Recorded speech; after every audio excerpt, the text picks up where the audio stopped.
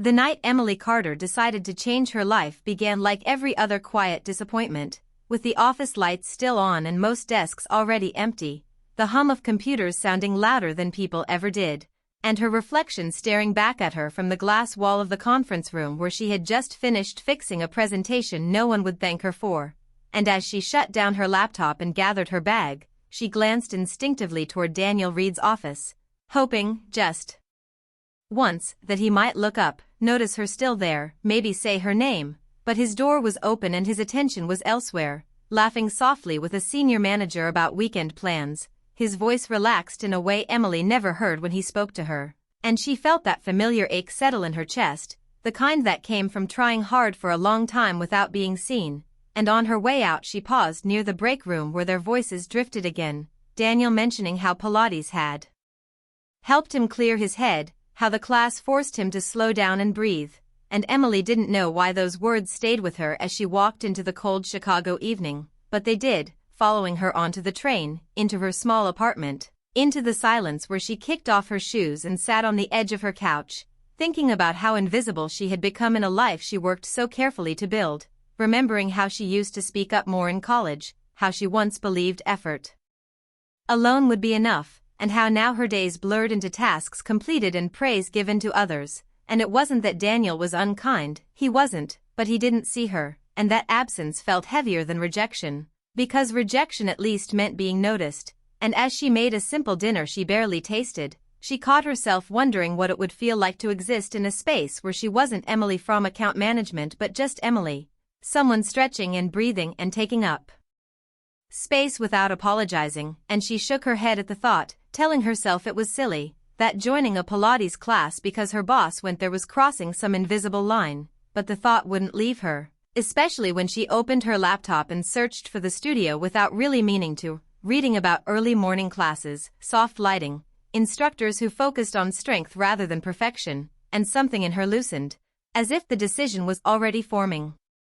before she could stop it, and she remembered all the mornings she woke up tired before the day even began, all the times she had hoped changing her clothes or her hair or her tone of voice might finally make her visible, and she understood, suddenly and clearly, that this wasn't about Daniel alone but about how small she had allowed herself to become, and before doubt could catch up with her she clicked sign up, feeling a rush of fear and relief at once, wondering who she was becoming. Wondering if this small choice would change nothing or everything, and as she closed her laptop and lay awake in the dark, her heart beat faster with the quiet hope that tomorrow, or maybe the morning after, someone might finally look at her and really see her, even if that someone had no idea how much that mattered, and the thought followed her into restless sleep, carrying with it a question she was almost afraid to answer. What if this was the beginning of something she could no longer control? The first morning Emily Carter walked into the Pilates studio, her heart moved faster than her steps, and the calm music inside felt like it belonged to another life, one where people breathed deeply and didn't rush to prove themselves, and she almost turned around when she saw familiar coats on the rack, but then she spotted Daniel Reed near the front desk, stretching his shoulders with an ease she had never seen at the office, and for a moment she forgot how to breathe, because here he looked like a regular man, not her boss, not the final voice on every project, just someone starting his day the same way she was, and when he noticed her he smiled politely, surprised but not uncomfortable, greeting her by name in a way that felt strangely personal, as if saying it here carried a different meaning, and Emily nodded back, keeping her words short, choosing a mat a few spaces away while her mind raced with doubts about why she was there and whether she had made a mistake. But once the class began, the room shifted into focus, the instructor's voice steady and kind, guiding them through slow movements that demanded attention, and Emily realized she couldn't hide here the way she did at work, because every stretch asked her to be present, and as the minutes passed she felt her body wake up, her thoughts quiet down, and the nervous energy settle into something steadier, and when she glanced sideways she noticed Daniel struggling slightly with balance, his jaw tight with effort, and she almost smiled, because it reminded her that he wasn't always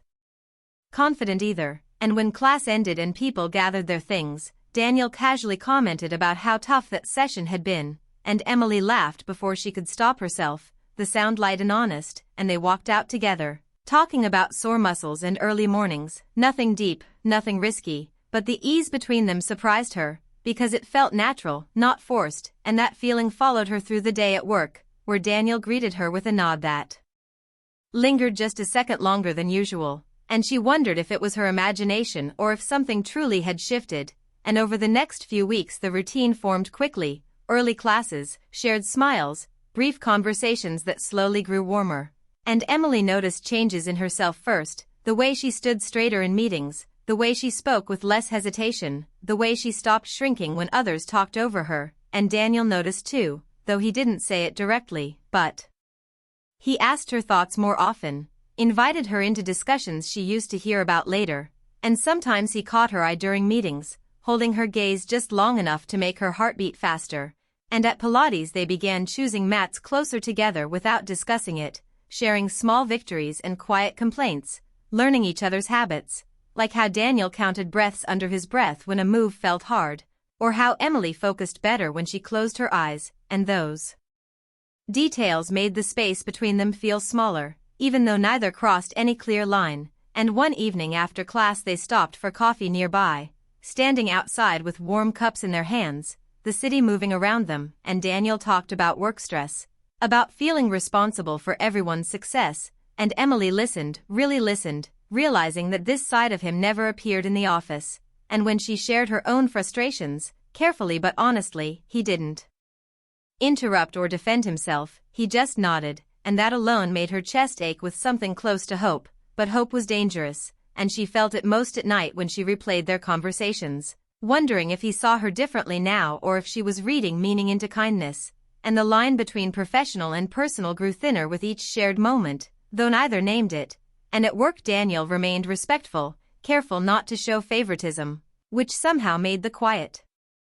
looks mean more, because they were restrained, controlled, chosen. And Emily felt herself falling into a rhythm where Pilates wasn't just exercise anymore but a place where she felt seen without trying. And yet doubt followed closely behind, whispering that this connection lived only in the calm light of the studio and might disappear under fluorescent office ceilings. And one morning she arrived late to class and found Daniel already there, saving her a spot without saying why. And when she thanked him their hands brushed briefly, a small contact that sent a shock through her chest, reminding her how close she was to wanting something she might not be allowed to have. And the class felt harder that day, her thoughts louder, and afterward Daniel walked beside her in silence, as if sensing her tension. And before they parted he told her she seemed stronger lately, not just physically, and the words stayed with her long after he left, because they touched something deeper than compliments ever had. And she realized that somewhere between careful stretches and shared mornings, she had begun to want more than attention. She wanted understanding, and that want scared her, because it meant she could lose something too. And as weeks passed the unspoken feelings grew heavier, sitting between them like a truth neither dared to touch. And Emily felt caught between pride in who she was becoming and fear that this new closeness might cost her everything she had worked for. And each time Daniel looked at her with that quiet curiosity, she wondered how long they could keep balancing on this thin line before one of them slipped. The shift came quietly but with force, like a sudden change in weather Emily couldn't ignore, because after weeks of shared mornings and growing comfort, something fragile began to strain between her and Daniel. And she felt it first in the pauses, the moments when conversation stopped just short of honesty, when his eyes lingered then pulled away, and Pilates no longer felt like a calm escape but a place charged with meaning. And one evening after class, as the studio emptied and the city lights flickered on outside, Daniel walked beside her toward the parking lot, their footsteps matching without effort, and the silence between them felt heavier than words, until he finally spoke about how strange it was to feel balanced only when he wasn't in control, how the studio made him question parts of his life he usually kept locked away. And Emily listened closely, knowing he wasn't just talking about exercise, and she felt the moment narrowing, the line between them thinning. And when he said she seemed different here, more open, something inside her tightened, because she realized how much she wanted to tell him the truth, that she had joined because of him, that she had felt invisible for so long, that this closeness mattered more than she ever planned. But fear stopped her, fear of changing how he saw her, fear of losing the respect she had worked so hard to earn. And instead she answered honestly but carefully, saying she had always been this way and that maybe he was only seeing it now. and the words landed between them with quiet weight, and Daniel looked at her as if understanding something too late, and the next day at work the air felt colder, not hostile but distant, and Daniel became professional in a way that felt deliberate, keeping meetings short, avoiding unnecessary conversation, and Emily felt the sting of it deeply, questioning whether she had crossed a line or simply named a truth that couldn't be ignored. And the pace of her days quickened as she threw herself into work, focusing on tasks, deadlines, outcomes, refusing to let disappointment slow her down, and Pilates became harder, not physically but emotionally, because every movement reminded her of what hung unsaid, and Daniel seemed to struggle too, sometimes arriving late, sometimes leaving quickly, and the ease they once shared faded into careful politeness, and Emily understood then how fragile their balance had been, built on unspoken hope rather than clarity, and yet even in that distance something remained, a shared awareness that couldn't be erased, and one afternoon Daniel called her into his office to discuss a project, his tone calm but restrained, and as they spoke, Emily noticed how carefully he chose his words, how his eyes avoided hers, and she felt a surge of frustration mixed with sadness, because she realized that the connection they had found outside work had no place inside it, and that realization forced her to confront a hard truth, that wanting to be seen by someone else had given her confidence, but relying on that attention made her vulnerable, and she decided, quietly and firmly, that she would not shrink again, not for disappointment, not for uncertainty, and over the next weeks she reclaimed herself fully, speaking clearly in meetings, taking ownership of her ideas, earning respect without waiting for it, and Daniel watched this change with mixed emotions, because the woman in front of him was no longer someone seeking approval but someone grounded and capable, and that realization forced him to face his own boundaries, his role, his responsibility, and the cost of crossing lines he knew existed for a reason, and Pilates slowly shifted again, becoming neutral ground rather than emotional refuge, where they shared space without expectation, acknowledging each other with calm respect, and Emily felt stronger for it, because she had faced disappointment without losing herself, and she understood now that being noticed was never the goal, being valued was, and as the weeks moved forward, she felt the ache of what might have been softened into clarity, knowing she had walked close to something real without letting it define her, and that choice, though painful, marked a turning point, because for the first time, Emily wasn't chasing attention or approval, she was choosing herself, and that decision set the stage for everything that came next. The weeks after that quiet tension passed quickly, as if life had decided not to wait for either of them to be ready, and Emily moved through her days with a new steadiness, waking early not out of nervous hope but out of habit, stepping into the Pilates studio with calm focus, greeting Daniel with the same warm respect she offered everyone else, and something shifted in that balance, because she was no longer searching his face for signs, no longer measuring her worth by his attention, and Daniel felt it too, though he didn't name it at first, noticing how Emily no longer hesitated in meetings, how she spoke clearly and firmly, how others listened when she talked, and how her confidence seemed rooted in something deeper than approval, and this change made him look at her differently, not with confusion or restraint, but with growing respect, and at work he began assigning her larger responsibilities without hesitation, trusting her to lead discussions, defend ideas, and manage outcomes, and Emily accepted these challenges without fear, surprising even herself, because she no longer felt small, and Pilates remained a constant rhythm beneath it all, a quiet place where both of them showed up as they were, sharing effort and silence without expectation, and one morning after class Daniel asked if she could stay for a moment, his voice calm but serious, and they sat on the edge of their mats as the room emptied, sunlight stretching across the floor, and he thanked her, not in the polite way of a manager but with honest weight, telling her that watching her grow had reminded him why